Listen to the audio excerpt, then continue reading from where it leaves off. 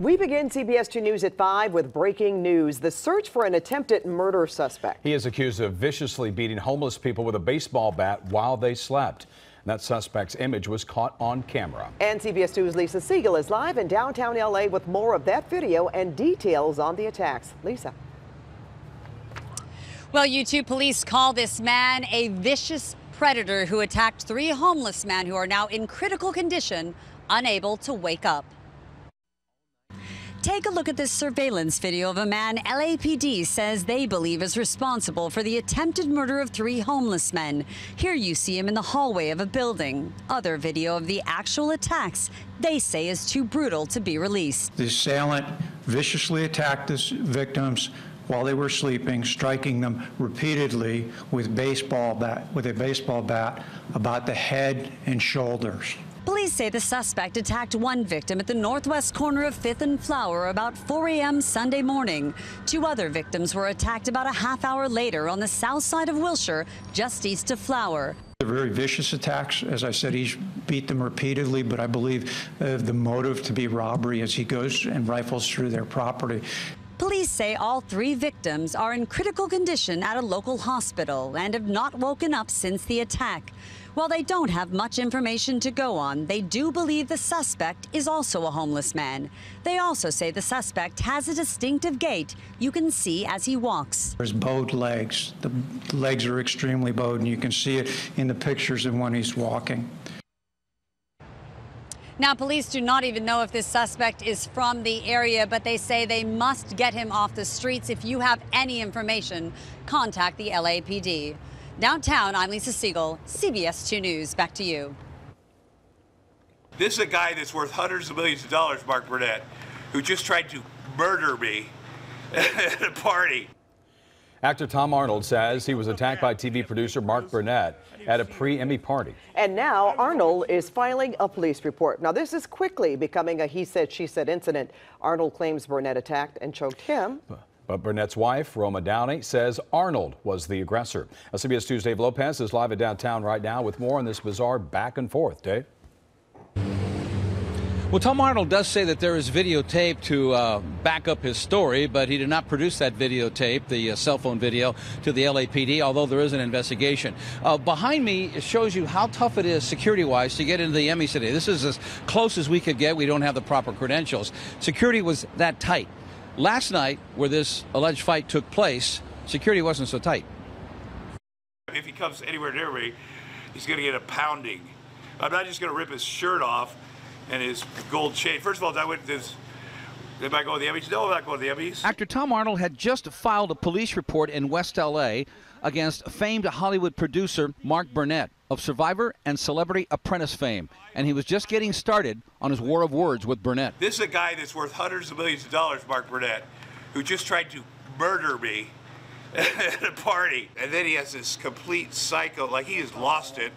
And he latches on. According to witnesses, it was last night, 9:30, at a pre-Emmy party in Century City when this brawl broke out. I just want to say, he defended myself and ripped off his gold chain with his fake cross and his pink shirt. But on Twitter, actress Roma Downey, Burnett's wife, posted a picture of a bruise on her hand and said, "Got this bruise tonight when Tom Arnold tried to ambush my husband Mark and me at a charity event." I didn't even see his wife. His wife's his age. She showed a fake bruise. How big of a liar is she? Through their publicist, agent, and lawyer, we tried to reach Burnett or Miss Downey, but no response. And Arnold made it very clear why all this happened. He's convinced that Burnett is hiding outtakes from the Apprentice show that he says will put President Donald Trump in a very bad light. This guy talks to Donald Trump 3 times a week. He's complicit. He supports him. He's got the Apprentice stuff. Mark Burnett has that. I know exactly where those tapes are. He could show America right now.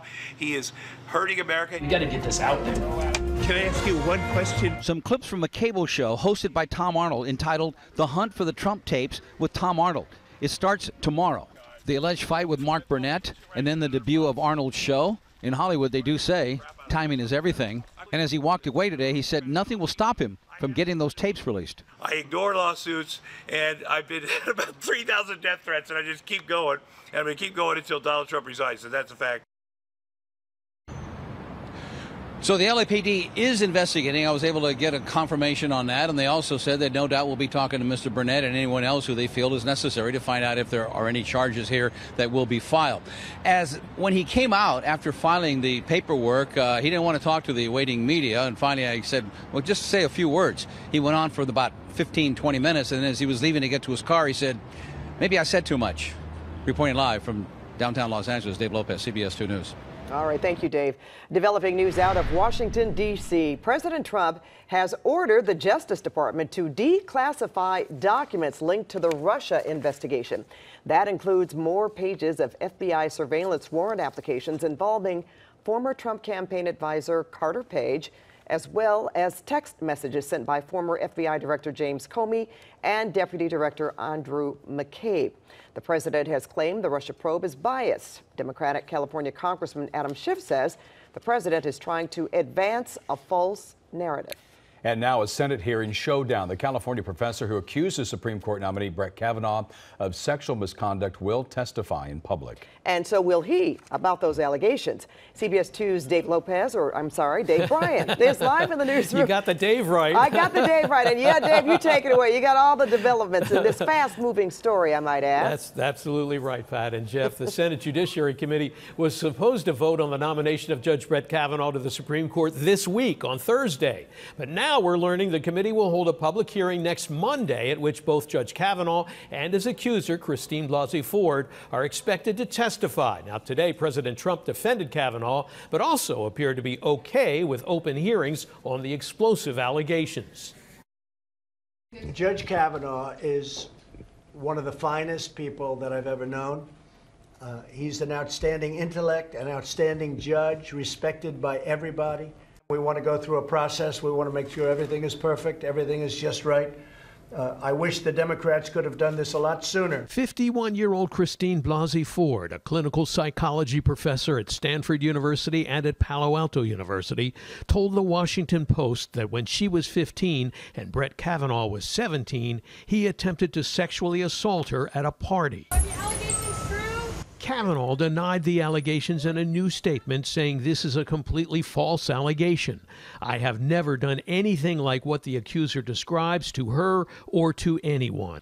I am willing to talk to the Senate Judiciary Committee in any way the committee deems appropriate to refute this false accusation from 36 years ago and defend my integrity. And now both Professor Ford and Judge Kavanaugh have both been invited to testify next Monday by the Senate Judiciary Committee.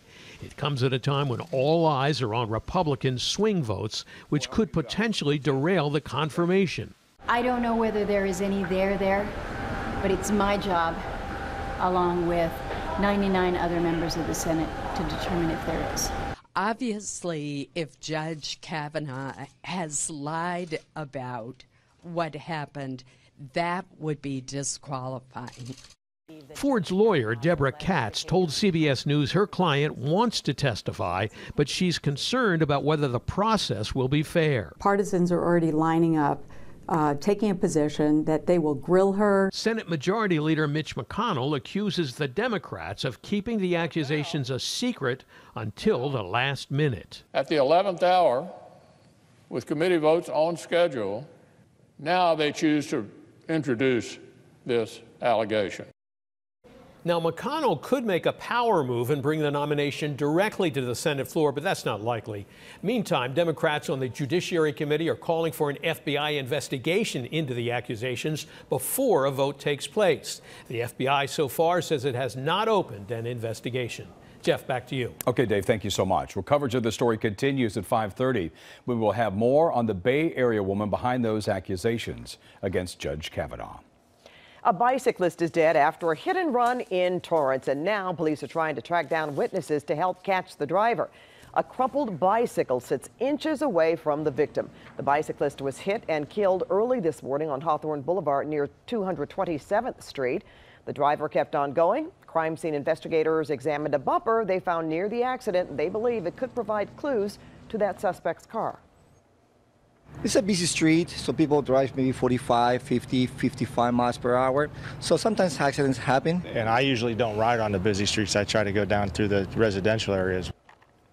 Investigators believe the vehicle involved is between the years 2006 and 2009. It's a Toyota 4Runner. It is either tan or gold in color. Let's go to some breaking news right now. This is near Griffith Park where a brush fire has broken out. And CBS2's Stu Mandel is live over that fire right now. Stu.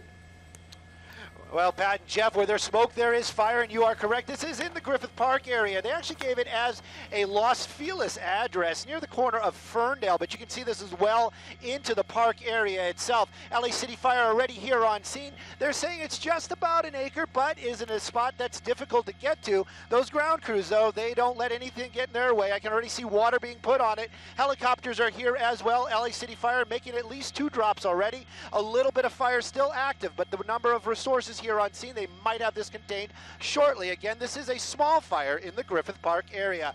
I'm Stu Mandel and Sky 2. Back to you guys in the studio. Okay, Stu, thank you so much. What is left of Hurricane Florence is still dumping rain on parts of North Carolina and leaving entire towns underwater. The storm is blamed for at least 31 deaths, with 24 of those in North Carolina alone. Now, Florence is now headed towards West Virginia and Virginia. While that storm is moving on, the death toll is climbing and rivers continue to rise. Searchers in North Carolina recovered the body of a 1-year-old boy.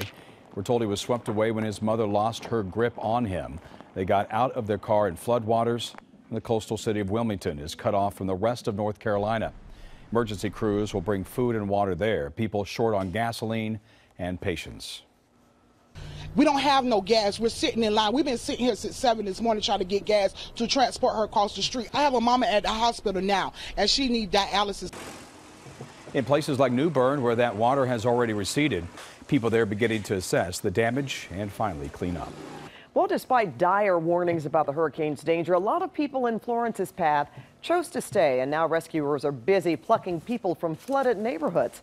Body camera video shows one rescuer lowered toward a home surrounded by rising floodwaters. He saved an elderly woman whose medication had run out. Yesterday, they rescued 26 adults, 11 children, 7 dogs, and 4 cats in a single neighborhood. A chopper pilot described the experience. These are people's houses and they're underwater. No, it's just not natural. I mean, you're never going to get used to seeing American neighborhoods underwater, trucks flipped over underwater where you can only see the tailgate and the emergency blinkers flashing. I mean, you just never get used to it. Rescue crews expect more busy days as rivers continue to crest. Is this an about face? A new study that shows an aspirin a day may be doing more harm than good. Also, Soon Yi breaks her silence. The wife of director Woody Allen is opening up about the allegations made against her husband, what she told New York Magazine. And who gets to go on a trip around the moon? SpaceX getting ready to announce the company's first private passenger. And a live look with our downtown LA camera. Just a few days left of summer. Will the heat continue? Your forecast on the way.